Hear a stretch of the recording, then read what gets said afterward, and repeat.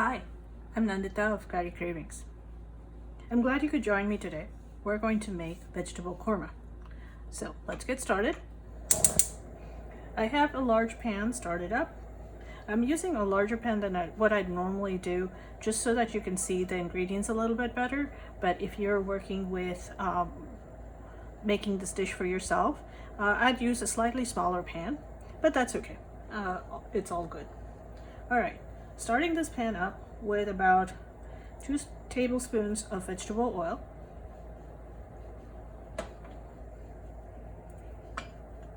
This recipe is part of my very first cookbook called A Dozen Ways to Celebrate the Books. They're on Amazon. It was a Kickstarter project, and we made only a few copies, print copies, so the digital book is still out there, and it includes this recipe. This is one of the most popular dishes that ever was made as part of the Supper Club series that I held. So go ahead and try this out. I'm sure you're going to enjoy this. All right, it looks like the oil is warm enough. So first things first, the whole dried spices. So I have about a teaspoon of the fine black cumin seeds, or the shajira. This adds a nice little it tastes like caraway seeds, but it's not really caraway seeds. So if you are in the grocery store and are looking for it, don't replace these for caraway seeds. That'll give you a very different flavor. But look for the fine cumin seeds. If you don't find it in a regular grocery store, definitely go look for it in an Indian store or a store that has Asian spices, or a range of Asian spices.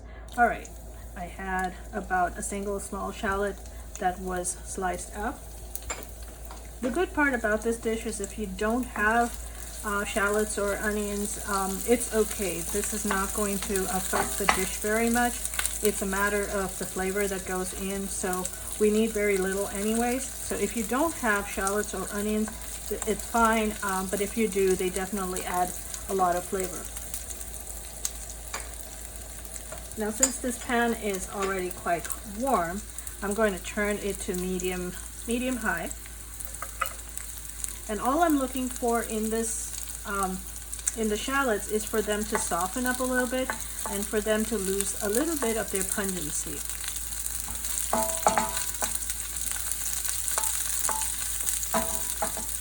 All right, in goes about a large tablespoon of ginger garlic paste.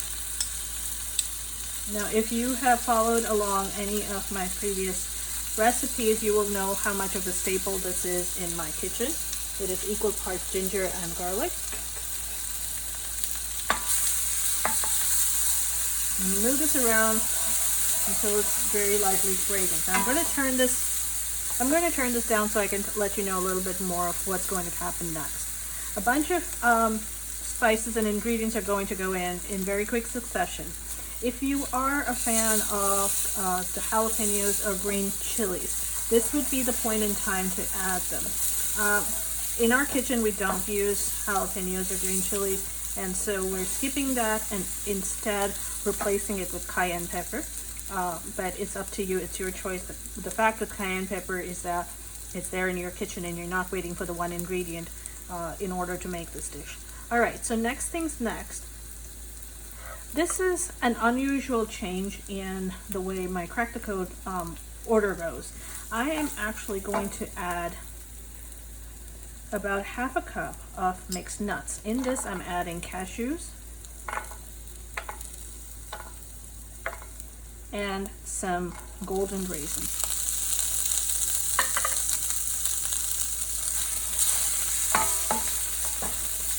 I'm adding these. Normally I would add these either at the very front of the dish or towards the end. Now I want them to retain some of their softness and not get too crunchy, and that's why they're kind of going in the middle. These are whole unsalted cashews, and they are going to add a very nutty flavor to our dish. So these have moved around a little bit, and next come the dried spices. So I have here combination of turmeric, cayenne pepper, and the cumin coriander blend.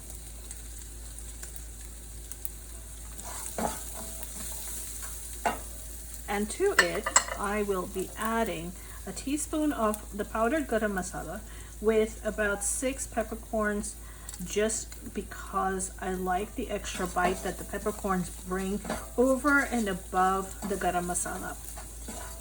All right, this is a very, very fragrant mixture right now. And I'm going to cut the cooking process and the heat by adding coconut milk. I'm going to turn up the heat here. The coconut milk was room temperature, so you can immediately tell that it took the temperature of the pot down completely, and you have this really nice golden sauce at the bottom. Now, in the interest of time, I went ahead and did a few things, but this process also helps with just how good the dish tastes as a finished dish. I had about a large head of cauliflower, and in this dish I always like to use fresh cauliflower over frozen. It just seems to do better. I don't know why there is a difference. Maybe it's different brands that I have tried, but I had a large head of fresh cauliflower, so I made those into really small florets so they're nice and bite-sized, and these were parboiled in regular plain water without salt. I had about 7 or 8 little baby Dutch potatoes that were also quartered and boiled in regular water, no salt. And I have a cup of pre-mixed peas and carrots. Now these are all going to go in just as the sauce is beginning to boil, which it's doing now. So just to get this going, the carrots and peas, the potatoes,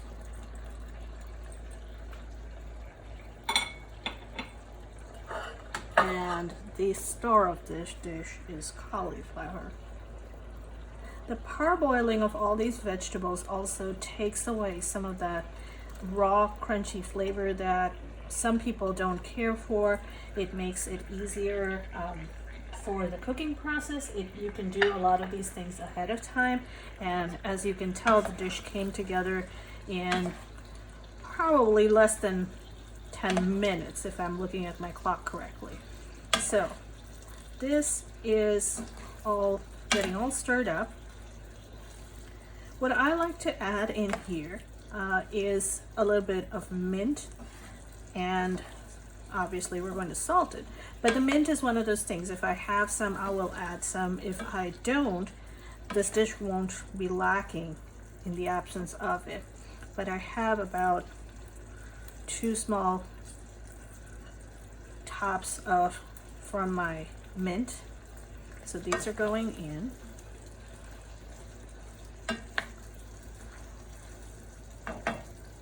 Salt to taste.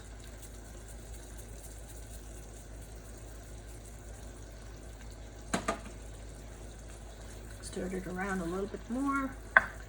And what I'm going to do is cover this and let it cook for probably about 7 to 8 minutes more, just until everything is warmed up and